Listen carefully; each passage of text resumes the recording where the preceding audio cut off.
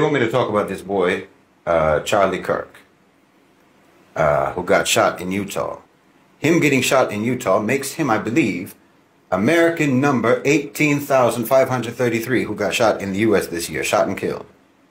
And I think that there were 3 more people who were killed, shot and killed in Colorado, just over the mountains, within hours of his shooting. And all the flags in America are going to fly half-mast, not for those 18,335 other victims, but they're going to fly half-mast for Charlie Kirk. That's just an observation. You can do with it what you will. I'll be honest, when I first heard that he had been shot, I made a joke about it on X. Because frankly, I'm just as used to theatrics coming out of America as I am used to gun violence coming out of America. And I thought that theatrics seemed more likely in this case. But when I did learn that he died, I deleted my post. I deleted it out of respect, not for him, but for the severity and for the solemnity of the judgment that he has now proceeded to. Because everything that he ever said and everything that he ever did that harmed anyone, well, he's going to answer for that. He's going to answer for that right now in his meeting with Allah subhanahu wa ta'ala. And the heaviness of that meeting is disturbing to any of us who believe in it. But we'll talk about it. Let's start with the obvious, okay?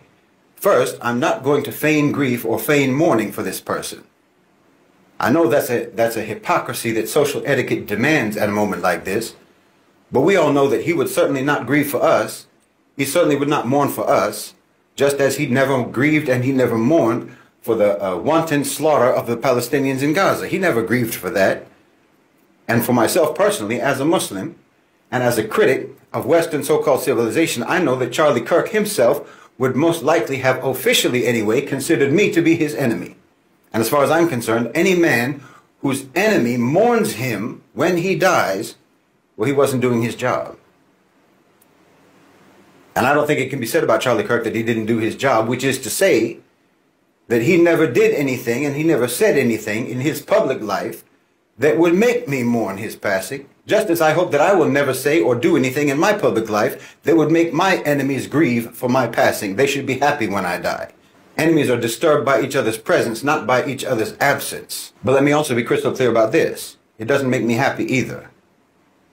I neither mourn nor celebrate. Neither of those reactions is appropriate, in my opinion. Whoever pulled that trigger didn't do it for me and they didn't do it for you. I don't even see them as being on 2 different sides. They didn't silence Charlie Kirk. They amplified Charlie Kirk. The power structure never cared about that boy. They used him. And he's more useful to them now than he was the day before. He's more useful to them dead than he was alive. Listen, you don't defeat someone like this, someone like a Charlie Kirk, a tool like him, by letting that tool mold you into exactly what they want you to be. That killer didn't deliver justice. If you think they did, he didn't. He delivered to the power structure an even more enhanced weapon. He made a mediocre, but dangerous and polarizing figure, Charlie Kirk, into now an impeachable icon for the very fan base that he most likely despises. And he made criticism of Charlie Kirk's ideas. Now it's disrespect for the dead. This is not resistance. This is a gift. This is a gift to the very security state that he probably thought he was attacking. No, it's stupidity. Or maybe, as the conspiracy theories are already speculating, what actually happened was just a purge of an expendable asset to create a more powerful symbol. Oh, they'll use his death. Oh, how they will use it. They will use his death to paint every dissenting voice, every cry for a more just world. They'll paint it with the same bloody brush. They're going to use his death to avoid once again ever having to look in the mirror. They're going to hold Charlie Kirk's body up as a shield against any examination of the society that created him. And the society that created his killer. The society that they made and that they rule, and you didn't do anything now but strengthen their hold on that society. They're going to use his corpse as a pulpit to preach from. And you just validated all the lies that they're going to be preaching. You understand me? Because listen, the truth is the Charlie Kirks of the world are not the enemy. The enemy is the society, it's the system, it's the power structure, it's the so-called civilization that creates boys like Charlie Kirk. I call him a boy because that's what he is to me. I'm 54 years old. That's what he is to me, or that's what he was. And also because he presented a childish, simplistic cartoon portrait of America that only a young boy could ever believe in. He presented an America without complexity, without guilt, without the burden of their terrible history. Well, that's a seductive product. And America has always been an eager market for that sort of a product. He existed because of supply and demand. You demand and the power structure supplies. The killer and the killed are the products of the same sick society. Kirk and his killer, and the other 18,535 victims and their killers.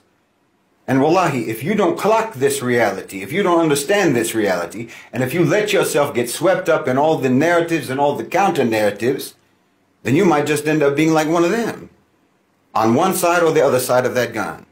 Because the machine is already spinning.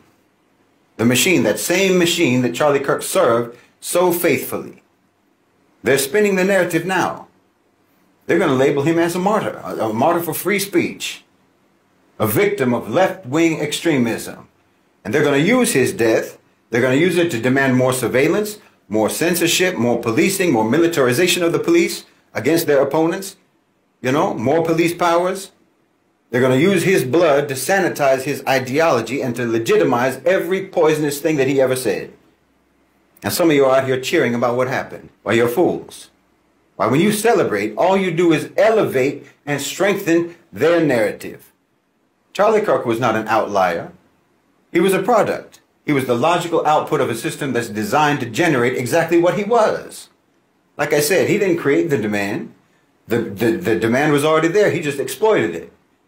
He sold a fantasy, like I say, a fantasy where all of the problems of modern America, economic decay, economic despair, cultural displacement, and cultural unrest, political powerlessness, these are all not the inevitable results of late-stage capitalism in a dying empire, no. It's all the fault of immigrants. It's all the fault of minorities, of wokeism. Some internal enemy that's not in power. Well, now he's been killed. And his death is going to be used to service that same system. The security state benefits, the politicians that he supported benefit, the media benefits because they get endless hours now of content, of debate, of fear-mongering, of polarization mining. You understand me? The entire apparatus of control gets a massive boost. His killing was not an attack on the system. It was a gift to the system. You didn't extinguish a fire, you just scattered the embers and made it more dangerous. The individual who pulled that trigger, their motives are irrelevant. It doesn't matter if they saw themselves as a revolutionary or they saw themselves as a vigilante. Their actions serve a deeply counter-revolutionary purpose. You understand me? You didn't help Muslims. You didn't help so-called minorities. You didn't help immigrants. You didn't help women. You didn't help anyone. All you did was exactly what they created Charlie Kirk to goad you into doing. Please understand me. You contributed now. Whoever did this contributed to exactly the climate that they created Charlie Kirk to create. No, they're both servants of chaos. The killer and the killed. No, you don't need a bullet, you need a brain. You need a mind that can't be manipulated. You need an inflammable heart. A heart that can stay calm, cool, and collected when everything around you is in flames. That's what you need. And wallahi, you can't let the hatred of a people cause you to act unjustly, or to advocate or to endorse injustice, or to celebrate injustice. Don't let that boy's enmity towards us and ours towards him make you think that his murderer is our ally. No. You don't answer words with bullets. You know, back in the day, back in the time of the Sahaba, when the Muslims would fight against the kuffar, well, the kuffar, they would bring their drummers and they would bring their singing girls to egg them on. Nobody ever killed them. Well, that's what Charlie Kirk was. You don't win a war by targeting the singing girls and the drummers of your enemy. That's no strategy. I've said many, many times, you have to erect your partitions around your discourse, around your people, around what you let into your mind, or you're going to lose your focus and you're going to lose your purpose and you're going to get confused and you're going to make bad decisions. You're going to make wrong decisions, unjust decisions, immoral decisions, because you let yourself get provoked. No. For me personally, I didn't care about Charlie Kirk yesterday, the day before, and I don't care about him now. I don't mourn and I don't celebrate. That's strategic indifference. And I don't respect anyone who tries to tell me that I'm supposed to grieve.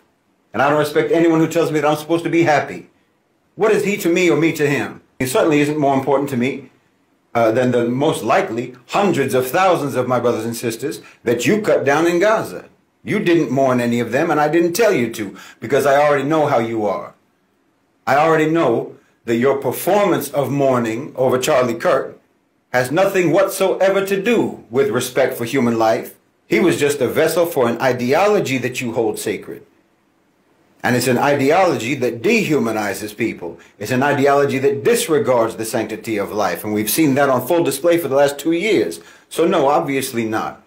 I'm not the least bit interested in accommodating your weaponization of selective compassion and selective sympathy. Now, if you want to paint my indifference, if you want to spin my indifference as if it is approval of the crime that was committed, well, okay, I already know that you never do anything but lie anyway. And I know that you are from exactly the same manipulated, mutated, mutilated, and maladjusted population that created the demand that the power structure met by giving you Charlie Kirk, and that gave you his killer.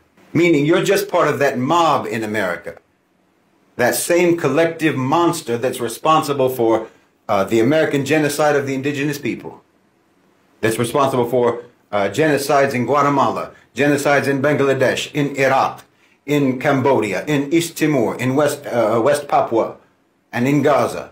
And you're the same collective monster that's responsible for every atrocity, every heinous crime that your country has ever committed. As far as I'm concerned, you poisoned Charlie Kirk's mind before he could even have a chance at a decent life, a moral life.